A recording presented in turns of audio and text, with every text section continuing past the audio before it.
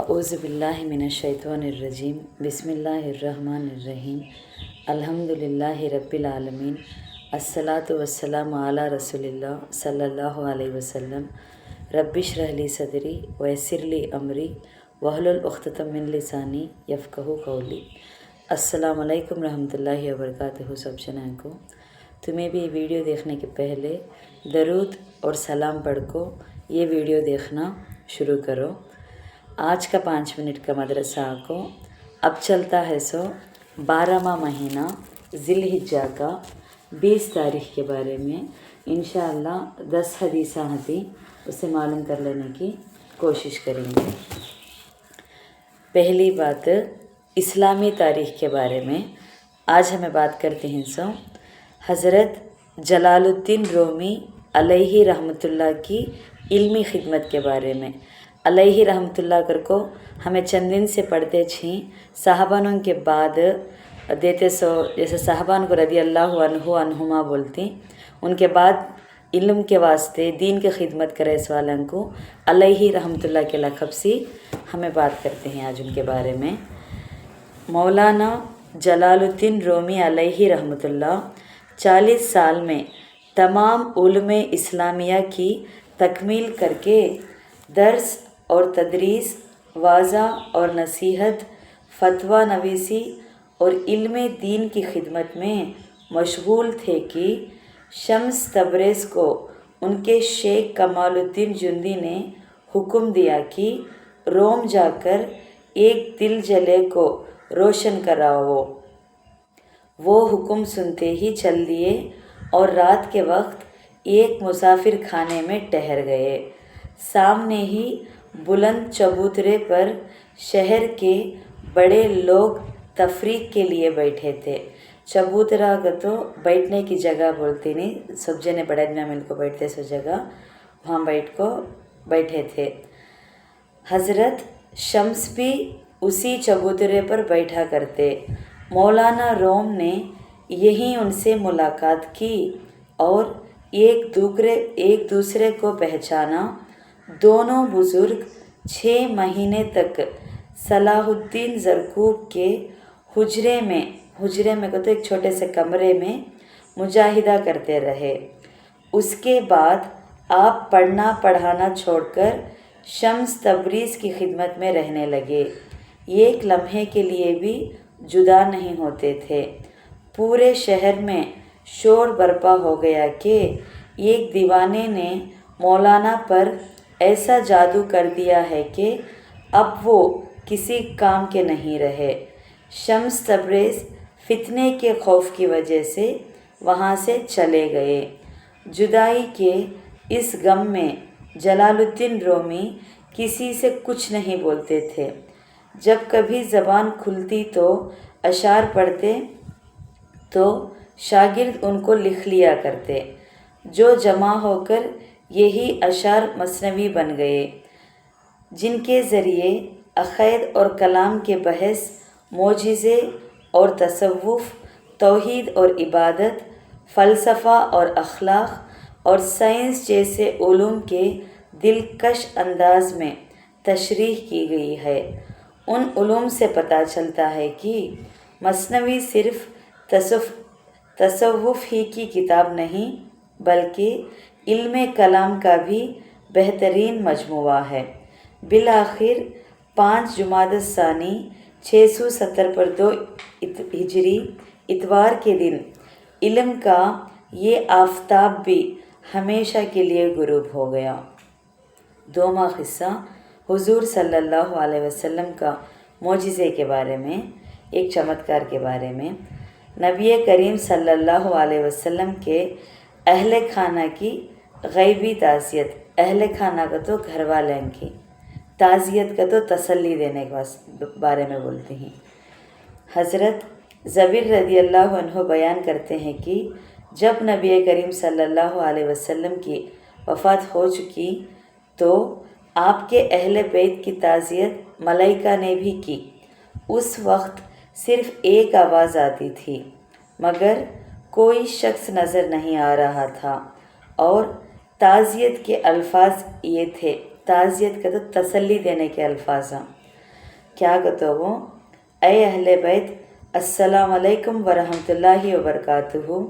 ہر مصیبت میں اللہ تعالیٰ کی ذات پاک ہی تسلی کا سبب ہے، اور ہر وہ چیز جو ہاتھوں سے نکل جائے اللہ تعالیٰ کی ذات پاک بہتر جانشیں ہے، اس کا بدل دیتا ہے.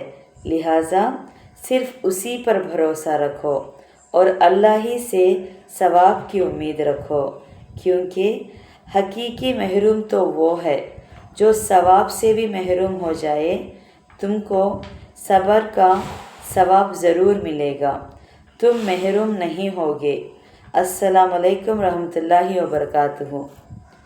یہ مستدرک حاکم 4391 میں سے حصہ ہے. 3واں بات ایک فرض کے بارے میں، سونے کو چاندی کے بدلے بیچنے کے بارے میں.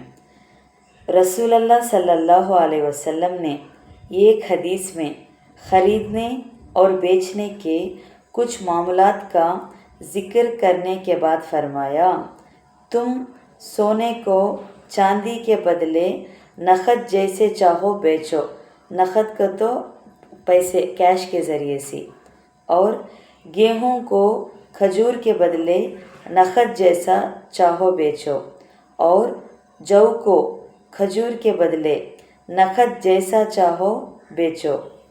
ترمذی حدیث 1240 عبادہ بن صامت رضی اللہ عنہ کے ریفرنس میں سے. اس میں کیا خلاصہ کرتے ہیں تو سونے کو چاندی کے بدلے، چاندی کو سونے کے بدلے، گیہوں کو کھجور اور کھجور کو گیہوں کے بدلے، اور اس طرح کی چیزوں کو جب دوسرے کے بدلے بیچا جائے تو اس معاملے کا نقد ہونا واجب ہے. ایک طرف سے نقد اور دوسری طرف سے ادھار بیچنا حرام ہے. ادھار سے بیچیں سکا، نقد سے کیش سے کرنا اگر بولتے ہیں. 4واں حصہ ایک سنت کے بارے میں، موت تک دین پر جمے رہنے کی دعا. حضرت ام سلمہ رضی اللہ عنہ نے فرمایا، رسول اللہ صلی اللہ علیہ وسلم اکثر یہ دعا مانگتے تھے. وہ دعا کیا کہتے، یا مقلب القلوب ثبت قلبی علی دینک. اس کا ترجمہ، اے دلوں کو پھیرنے والے، میرے دل کو اپنے دین پر مضبوطی سے جمائے رکھ. ترمذی 3522 کے ریفرنس میں سے. 5واں حصہ ایک اہم عمل کی فضیلت کے بارے میں، اللہ ہی کے لیے محبت کرنے کے بارے میں. رسول اللہ صلی اللہ علیہ وسلم نے فرمایا، جو شخص اللہ ہی کے لیے محبت کرے اور اللہ ہی کے لیے نفرت کرے اور اللہ ہی کے لیے خیرات کرے اور اللہ ہی کے لیے دینے سے رک جائے تو اس شخص نے ایمان مکمل کر لیا. کہ تو کیا کرے تو بھی ہمیں اللہ کے واسطے کرنا. ابو داود 4681 ابو امامہ رضی اللہ عنہ کے ریفرنس میں سے.